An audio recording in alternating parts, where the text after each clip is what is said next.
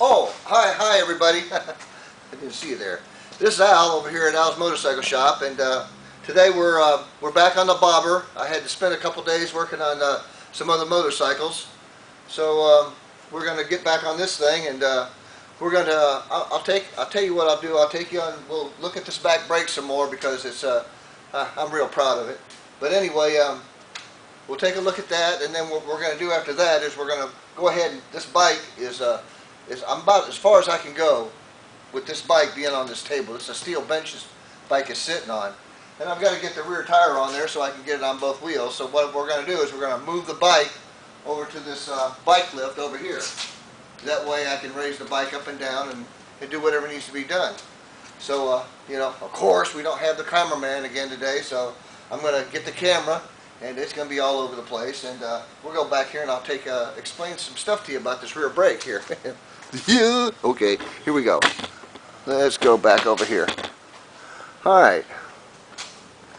Here we go. Like I was explaining to you before, this back brake came off of a 2014 BMW K.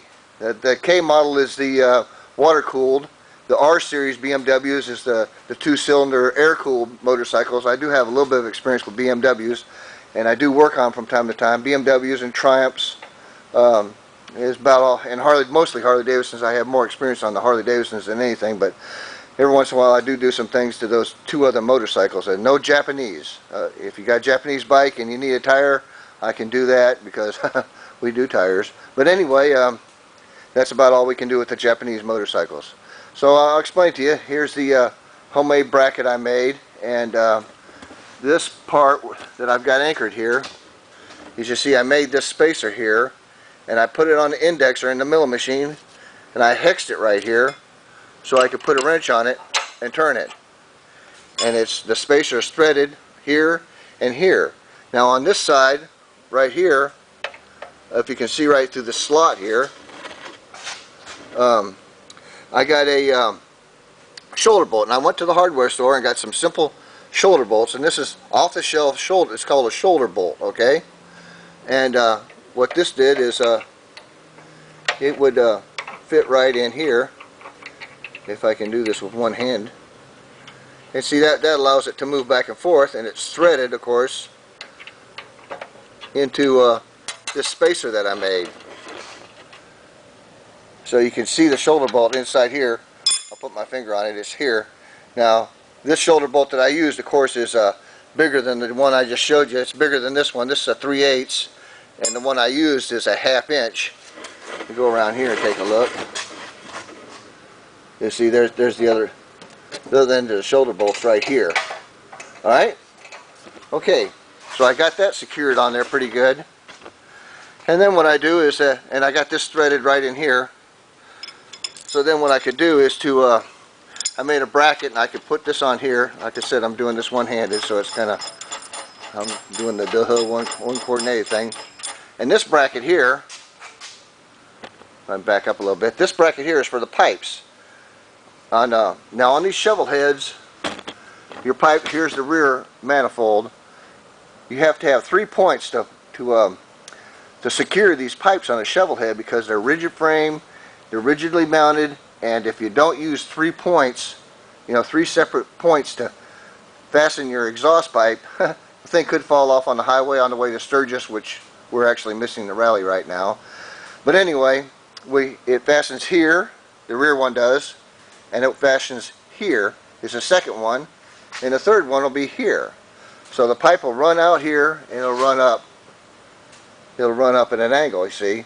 And then the front one will fasten here, and it will fasten down here, and then it fastens all the way to the front of the engine. Okay, so that spacer I made, and that's how your rear brake's going to be made. There's another part here on the axle that I'd like to show you. Now I made this axle. I made it on the engine lathe. It's got all the good stuff, and here's the axle nut. We're going to take this axle nut off. And the piece I'm going to show you is underneath it. It is, if I get that off, it's this part right here. Now this part is actually more critical than you think. I'm going to try to pull it out. Okay, there we go. Now this part, as you can see, it's notched, right? And that fits in the slot right here in the frame. And what that does is that centers the axle on both sides. There's one on the other side. It not only centers the axle, and we'll put it up, and hopefully we can do this by itself here. Yeah, holding the camera and doing this is, yeah, okay.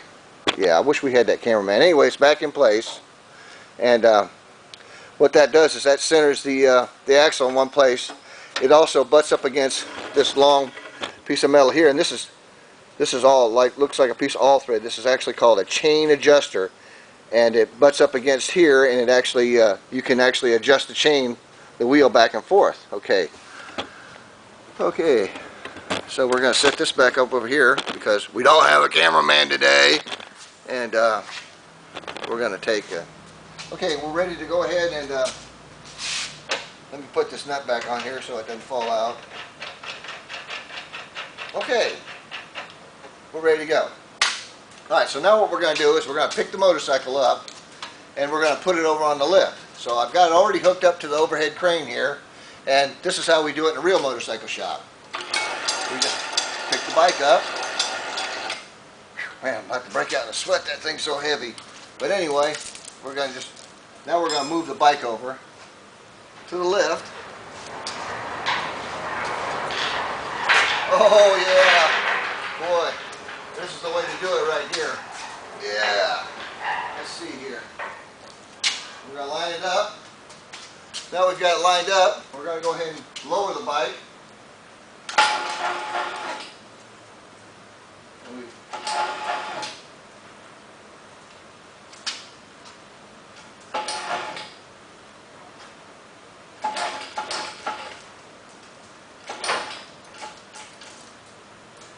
Okay, now the bike's in place. It's as you can see, it's on the lift now, and we're going to go ahead and tighten the wheel vise down. There's a little device up here that clamps the front wheel. It's called a wheel vise. That makes sense. So it's going to clamp the front wheel, and that will secure the bike. The bike won't go anywhere unless the whole lift falls over, and that's not going to happen. So we're going to go ahead and do that, and after that, then we're going to go ahead and mount our rear tire, because we've got our axle for the rear tire, we've got all the spacers and everything, and we're ready to put the rear tire on it and set the back down. And then after that, we're going to do some electrical wiring and some more knick-knack things here and there, and then we'll be able to go for a test ride here pretty soon. Anyway, this is Al. Woohoo!